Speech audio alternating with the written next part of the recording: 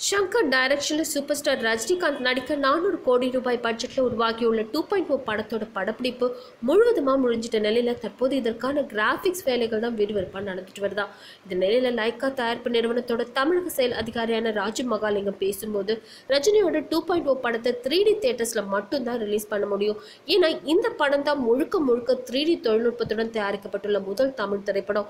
இதனால தான் எல்லா தியேட்டர்ஸ் ஓனர்ஸ் கிட்டையும் அந்தந்த தியேட்டர்ஸை 3D தியேட்டர்ஸை மாற்ற சொல்லி கேட்டுட்டு வராங்களாம். அடுத்ததான் இதை பத்தி பேசின திரைப்பட விநியோகஸ்தர் திருப்பூர் சுப்பிரமணி சொல்லும்போது 2.0 படம் ரிலீஸ் ஆகிறதுக்கு முன்னாடியே தமிழ்நாட்டில் இருக்க எல்லா தியேட்டர்ஸுமே 3D வசதிகள் கொண்ட தியேட்டர்ஸ் தான் மாற்ற முயற்சிகள் எடுக்கப்பட்டு வரதாகவும் சொல்லியிருக்காரு.